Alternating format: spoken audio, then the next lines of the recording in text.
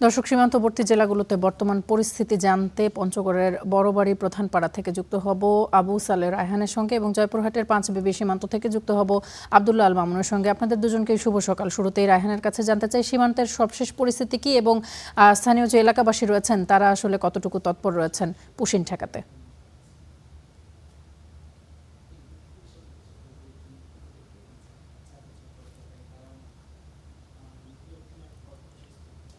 জি, দীর্ঘ প্রায় 50টি ঘন্টা কিন্তু আসলে পেরিয়ে গেছে। এখন পর্যন্ত পঞ্চগড়ের বড়বাড়ি প্রধানপাড়া সীমান্ত এলাকা দিয়ে পুঁজি নেওয়া 10 জনের ব্যাপারে এখনো কোনো সিদ্ধান্তে পৌঁছাতে পারেনি বিজিবি এবং বিএসএফ এর ঊর্ধ্বতন কর্তারা। তো এখনো পর্যন্ত দীর্ঘ 50টি ঘন্টা ক্ষেতের আলের মাঝেই কিন্তু তাদের কাটছে, খোলা আকাশের নিচেই। গত শুক্রবার রাতেও ঝড় বৃষ্টির মাঝেও তাদের এখানে কাটে। গতকাল সারাদিন তীব্র রোদের মাঝেও কিন্তু এখানে কাটে। এখন আজ সকালেও কিন্তু তারা এখন একই জায়গায় আছেন এবং তাদের যে খাওয়া দাওয়া এবং অন্যান্য যেসব কষ্ট তারা কিন্তু প্রকাশ করছেন। আমরা গতকাল তাদের কাছাকাছি গিয়েছিলাম, তারা খুবই আর্তনাদ করে বলছিলেন যে ভাই একটু পানি হবে, আমাকে কিছু খাবার এনে দেবেন, এমন কাকুতি মিনতি করে কিন্তু তারা মানুষজনকে বলছিলেন। অথচ সেখানে তাদের খাবার কিংবা পানি পৌঁছানো কিন্তু সীমান্তের নানা কারণে কিন্তু পৌঁছানোটা অনেকটাই কষ্ট হয়েছিল। এমনই মানবেতর জীবনযাপন কিন্তু করছেন স্থানীয়রা। কিন্তু গতকাল অভিযোগ করে, যারা বাংলাদেশি তারা অভিযোগ করছেন এবং বারবার কিন্তু তারা বিরক্তি প্রকাশ করছেন যে মানবাধিকার সংগঠনগুলো আসলে আজ কোথায়।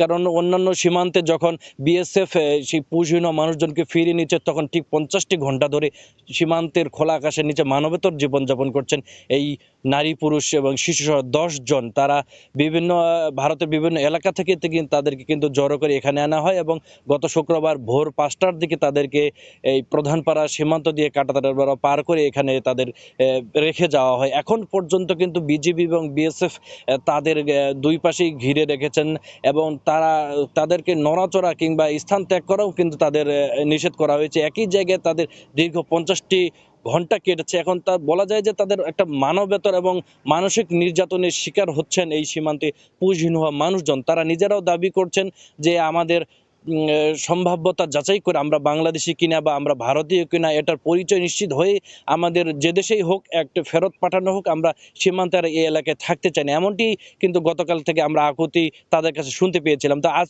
সকাল থেকেও কিন্তু তো একই অবস্থানে রয়েছে বিজিবি, বিএসএফ সতর্ক অবস্থানে রয়েছে এবং স্থানীয় মানুষজনও কিন্তু সতর্ক অবস্থানে রয়েছে। আমরা আজকে দেখছিলাম যে ভোর থেকে কিন্তু ঘন কুয়াশায় চারপাশ ঢেকে গিয়েছিল। সেই কুয়াশার মাঝে পলিথিন বিছিয়ে এবং সেই পলিথিন আবার ঢেকে তারা কিন্তু এখানে অবস্থান করছেন। তো হয়তো আজকে যদি কোনো পতাকা বৈঠক বা কোনো সিদ্ধান্ত আসে, তাহলে কিন্তু এই মানুষগুলো আসলে কোথায় যাবেন এ নিয়ে সিদ্ধান্ত আসতে পারে। তো এরপরে কিন্তু আমরা আপনাদেরকে জানাতে পারবো যে পুশদিন হওয়া এই 10 জনের ব্যাপারে আসলে তারা কোন দেশে যাচ্ছেন। তো সীমান্ত থেকে এই ছিল আমার কাছে পঞ্চগড়ের সর্বশেষ খবর। রায়হান, অসংখ্য ধন্যবাদ আপনাকে আমাদের সঙ্গে যুক্ত হবার জন্য। মামুন, আপনি আমাদের সঙ্গে যুক্ত রয়েছেন পাঁচবিবি থেকে। পাঁচবিবি সীমান্তের খবরাখবর আপনার কাছ থেকে জানতে চাই।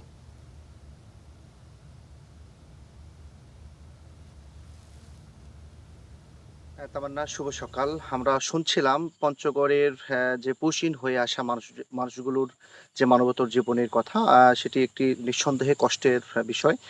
তবে আমি জয়পুরহাটের কথা যদি একটু বলি, জয়পুরহাটে কিন্তু দুটি বিজিবির ব্যাটালিয়নের পক্ষ থেকে 26 কিলোমিটার যে সীমান্ত রয়েছে সেই সীমান্তগুলো দেখভাল করা হয়। 14 বিজিবি এবং 20 বিজিবির পক্ষ থেকে জয়পুরহাটের যে এই সীমান্ত এলাকাগুলো কিন্তু কঠোর নিরাপত্তা এবং নজরদারি জোরদার করা হয়েছে। আমি গতকালকে কিন্তু সারাদিন ছিলাম এবং সারাদিনে যেটি দেখেছি, বিজিবিরা কিন্তু সচেতন করার জন্য মাইকিং করছেন। সেই সাথে খুলি বৈঠক, উঠান বৈঠকের মাধ্যমেও তারা কিন্তু বিভিন্ন জায়গায় গিয়ে সীমান্তর যে মোড়গুলো রয়েছে বা যেখানে জনসমাগম বেশি সেই জায়গাগুলোতে গিয়ে কিন্তু তারা সচেতন করছেন এবং তারা বলছেন যে কোনোভাবেই শূন্যরেখার কাছাকাছি যেন মানুষজন না যায়। সেই সাথে এই সীমান্ত এলাকায় যারা অপরিচিত মানুষজন রয়েছে ঘোরাফেরা দেখলেই যেন বিজিবিকে সংবাদ দেয়। সেই সাথে সীমান্তের কাছে যাওয়ার জন্য নিষেধ করা সহ নানা ধরনের সচেতন কিন্তু এখানকার বিজিবিরা করছেন। তবে অন্যান্য জেলায় যেরকম পুশিনের ঘটনা ঘটেছে সেরকম কিন্তু জয়পুরহাটে এখন পর্যন্ত পুশিনের কোনো খবর আমরা পাইনি। তবে 20 বিজিবির অধীনে হিলি সীমান্তের যেই ঘাসুরিয়া এলাকায় গতকালকে 5 জনকে বিএসএফরা পুশিন করার চেষ্টা করেছিল। তবে সেটি বিজিবির কঠোর তৎপরতা এবং স্থানীয়দের সহযোগিতায় সেটি কিন্তু তারা করতে পারেনি। তবে এখন পর্যন্ত জয়পুরহাটের যে 14 এবং 20 বিজিবির অধীনে যে সীমান্তগুলো রয়েছে সেটি কিন্তু খুবই ভালো রয়েছে, স্বাভাবিক রয়েছে। তবে আমরা সারাদিন থাকবো, কোথাও কোনো ঘটনা ঘটলে আমরা কিন্তু আপনার মাধ্যমে স্টার নিউজের মাধ্যমে কিন্তু আমরা দর্শকদেরকে জানানোর চেষ্টা করব। তো তামান্না, এখন পর্যন্ত এই পাঁচবিবি বা জয়পুরহাট সীমান্তের সর্বশেষ খবরাখবর এই পর্যন্তই আমার কাছে ছিল। মামুন, অসংখ্য ধন্যবাদ আপনাকে আমাদের সঙ্গে যুক্ত হওয়ার জন্য। নিশ্চয়ই পরবর্তী তথ্যের জন্য আবারও আপনার সঙ্গে যুক্ত হব।